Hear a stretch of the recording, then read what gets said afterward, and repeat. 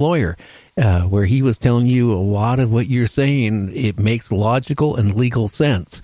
Ron, yes. I gotta jump out of here. I want to thank you for being on, and I'm going to have you on again this coming week for at least an hour. And I want you to just, outline everything and let it rip. Okay, super. Thank you so much, Gary. I had a blast tonight. Okay, my friend. You take care and have a great weekend, my friend. Okay, good night. Good night. Well, what can I say? But you know what? The spooky Friday night call line is now open. Let's hear your scariest story. Call 1-253-203-6695.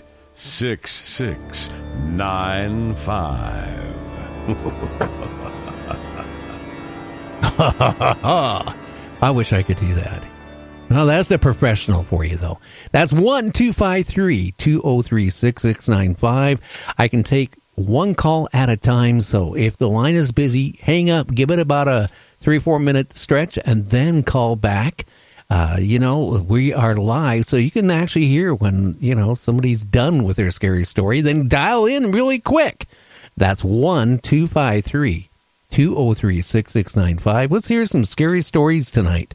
I got a great gift, which I'll tell you at the end of the show what it is, and I think you're going to be shocked. So, let's hear a scary story. And, I'm not a political person, but it's just a lot of things. As being a citizen of the United States, my stomach is turning right now. I mean, loss of jobs is going to happen. The climate changes, earth changes. We got to realize there's a lot of things going on, and then the secret space trying to create it anyway. It's up to Congress to appropriate the money, but, creating a space force, which I already think there is one. I think they just now are doing this to cover it up. I just also wondered why we, after they retired all the shuttles, space shuttles, how have we been doing anything besides going to Russia and getting a ride, at a high dollar ticket to go up to the space shuttle? I mean, to the space, thing. It just really, I think there's more going on. I mean, just get a pair of infrared binoculars and look at the sky, and you'll see something is up at night. I mean, zigzagging and stuff like that. And then Peter Davenport saying that he's lately been getting, which he hasn't gotten before, reports of aliens, appearing in, out in the woods and camping areas and weird places like that across the country. And then I also had a police sergeant from Oregon tell me that him and his wife up by Tillamook, Oregon, was out camping, and they saw something that was not human, two of them. And they were, dressed in kind of weird outfits, kind of spacey. So, I mean, it makes you wonder, are there really aliens walking among us? I don't think they're going to come in the city.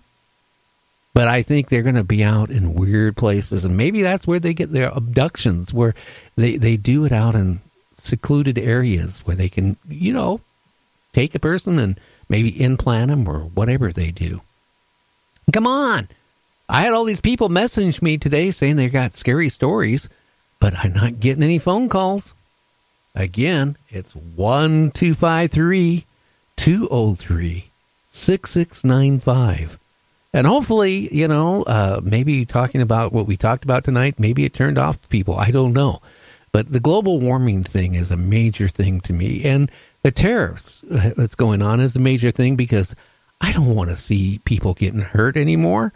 I don't want to see people, losing their job. I don't want to see the big bubble burst.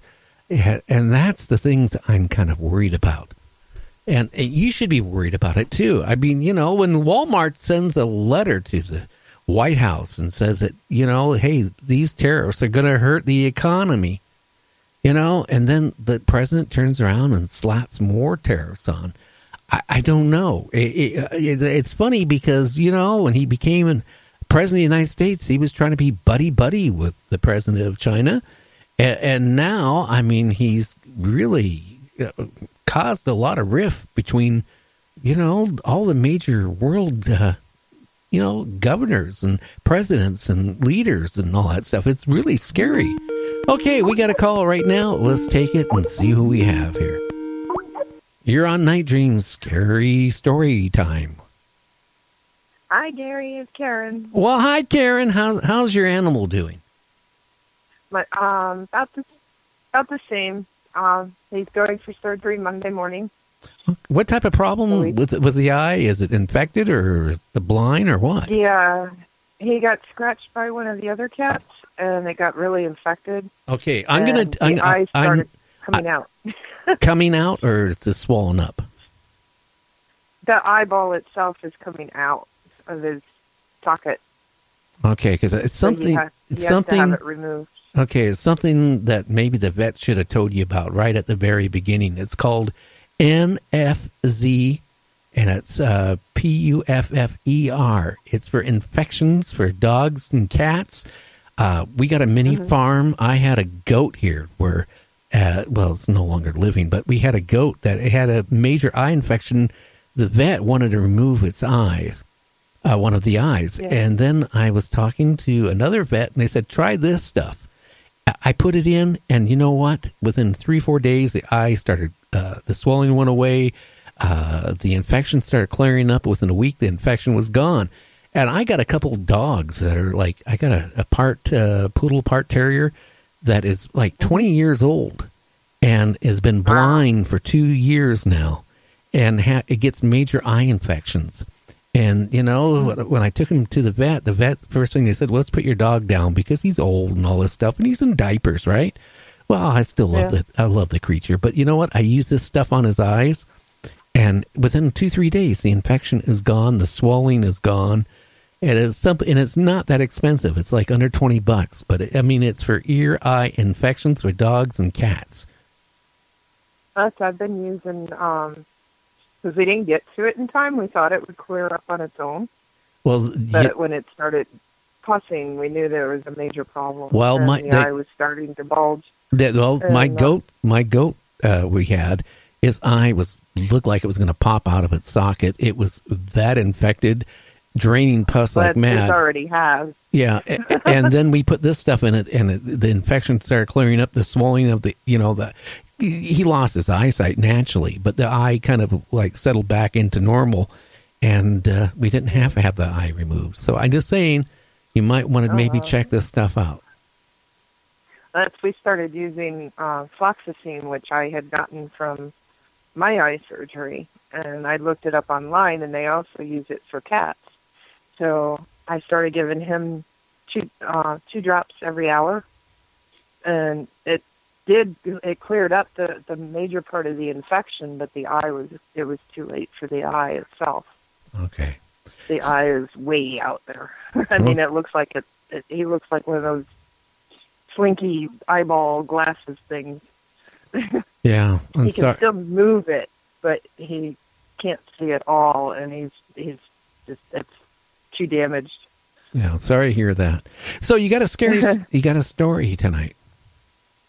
Yeah, I have a true story. This happened to me when I was 16. My brother came home one night, and he was going on and on and on about how on his way home, he passed a new house that was being built, and he saw like red eyes shoot across the upper windows and across the bottom windows. And he thought maybe it was his taillights, so he backed up and pulled forward and stepped on the brakes and nothing. There was no other cars going by. So he came home, and he was just going on and on about these red eyes in the windows of this house. And it was a new house being built, so nobody was actually living in it yet. And so a bunch of us got together, and we planned to go out there and just for fun and have a spooky night together with a bunch of us friends. And we got to the house one night, and we got in there, and we're walking around, and he went down to the basement, and there was bees flying around at night. This was like 12 o'clock at night, and there was bees flying around. And a couple of people went upstairs, and I'm on the main floor where the kitchen would be eventually. and I'm looking out the back window, and I see this shape that's darker than the dark around it coming out of the woods, and there's a swamp back there. And so I figured it can't be a person. I mean, I'm watching it, and it's coming closer and closer to the house. I grabbed my friend, and I made him look, and he saw it too. And all of a sudden, everybody just freaked, and they're running out the front door of the house. And, of course, I'm the last one out the door. And I stop, and I look to the left at the corner of the house, and I see the black thing come around the corner of the house. And there's like these hedges, these little bushes at the corner of the house, and it's up above the bushes. And it's just like a swirling black mass, like swirling in on itself. And I just stood there frozen, staring at it. And all of a sudden I could hear in my head like it was talking to me. And it wanted me to want it to communicate with me. And it kept like telling me that it could tell me things that I've always wanted to know and probably would never know unless it told me. And it was like enticing me to accept it into my thoughts, I guess. And my friend came back, and he grabbed my arm, and he tried to pull me away. And I turned back around, and the thing was still there. And it just kept talking to me in my head. And I was hearing it, but not hearing it.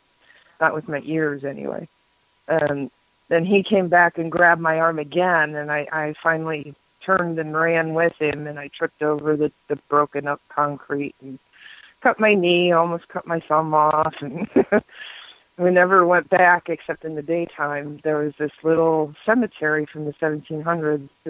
All the property around there had belonged to this old family of the town, and there was this tiny little family cemetery there from the 1700s across the street from where they're building the house. And where they built the house used to be that family's pasture for their animal. Oh, wow. Wow. And I've never, ever forgotten this. I mean, I'm going to be 50 the end of October, and I've never forgotten exactly what happened. And it's almost like it's calling me back. I want to go back so bad with, like, the knowledge I have now.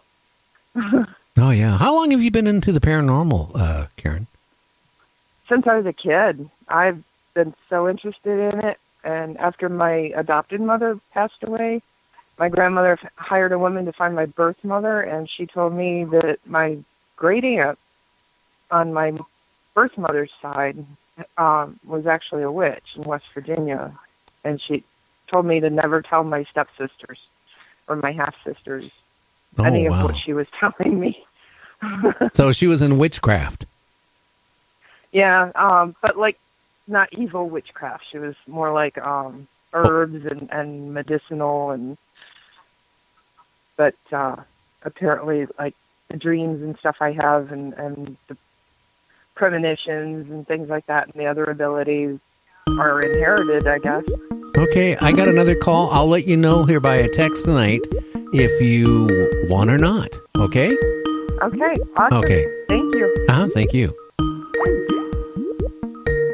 Well, whoever is calling in right now, your number is not showing up on my Skype system.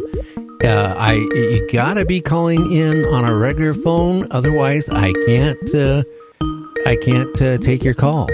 So I don't know what to say.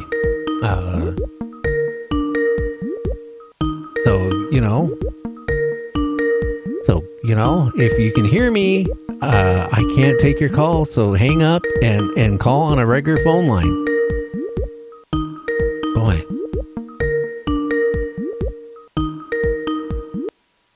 Okay, I'm going to say it again. I can't take anything through Skype or anything right now because my Skype system updated to the newest version, and I can't take a lot of calls for some reason. And I don't know what to say.